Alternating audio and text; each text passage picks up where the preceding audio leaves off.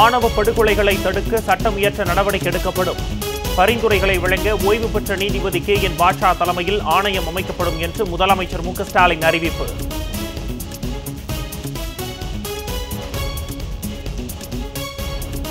பள்ளி கல்லூரி விடுதிகளில் இருக்கும் சாதி பெயரை நீக்கி அதனை சமூக நீதி விடுதியாக மாற்றியுள்ளோம்.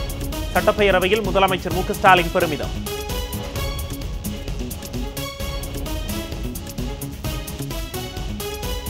ஆளுநருக்கு எதிரான தமிழ்நாடு அரசின் 2 மனுக்கள் மீது உச்சநீதிமன்றத்தில் விசாரணை. மசோதாக்களை குடியரசுத் தலைவருக்கு ஆளுநர் அனுப்பியது அரசியல் சாசனத்திற்கும் உச்சநீதிமன்ற தீர்ப்புக்கும் எதிரானது என தமிழ்நாடு அரசு வாதம்.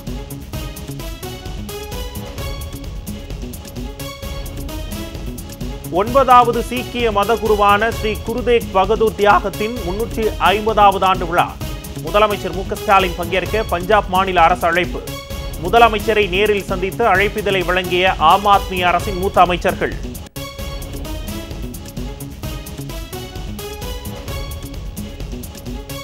சட்டப்பேரவை தேர்தல் நடைபெறவுள்ள பீகாரில் வாக்காளர் இறுதிப் பட்டியலை வெளியிட்டது தேர்தல் ஆணையம். மொத்தம் 34 லட்சம் வாக்காளர்களின் பெயர்கள் நீக்கப்பட்டிருப்பது அம்பலம்.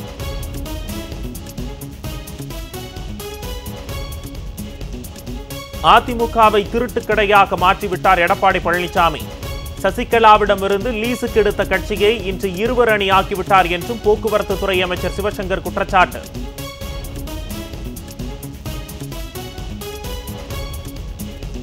பதினான்கு ஆண்டுகளுக்கு பின் இரட்டை இலக்க பொருளாதார வளர்ச்சியை எட்டி தமிழ்நாடு சாதனை படைத்துள்ளது. சட்டப்பேரவையில் நிதியமைச்சர் தங்கம் தென்னரசு பெருமிதம். தமிழ்நாட்டிற்கு நிதி வழங்குவதில் மாற்றாந்தாய் மனப்பான்மையுடன் ஒன்றிய அரசு வஞ்சித்து வருவதாக குற்றச்சாட்டு.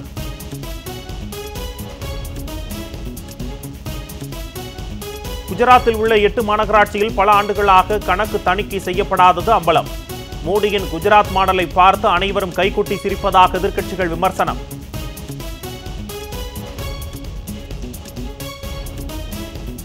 பருவமழை காலத்தில் தமிழ்நாடு உப்பு நிறுவன தொழிலாளர்களுக்கும் 5000 ரூபாய் நிவாரண நிதி வழங்கப்படும்.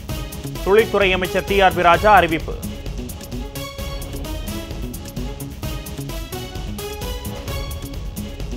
மாநில காவல்துறை மீது நம்பிக்கை இல்லை என்று ஒரு தரப்பினர் கூறுவதால் மட்டும் வழக்குகளை CBI விசாரணைக்கு உத்தரவிட முடியாது.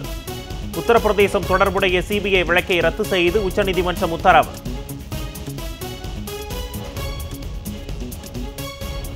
தீபாவளி திருநாள் விடுமுறைக்காக சென்னையிலிருந்து பல்வேறு நகரங்களுக்கு சிறப்பு பேருந்துகள்.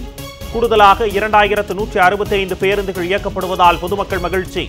தமிழ்நாடு அரசுக்கும் முதலமைச்சருக்கும் நெஞ்சார்ந்த நன்றி தெரிவிப்பு.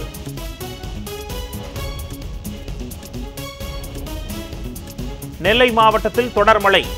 கிழக்காடு தலையணை மணிமுத்தாறு அருவிகளில் குளிக்க தடை.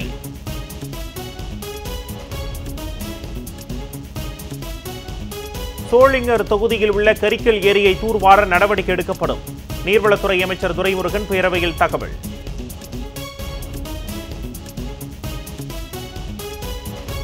கொள்முதல் நிலையங்களில் நாள் ஒன்றுக்கு 1000 நெல் மூட்டைகள் கொள்முதல் செய்யப்படுகிறது.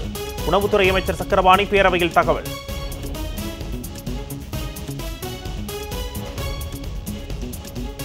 சீனாவில் நடைபெற்ற 138வது ஏற்றுமதி இறக்குமதி கண்காட்சி. நவீன ரக இயந்திரங்கள் ரோபோக்களை பார்வையிட்ட பொதுமக்கள்.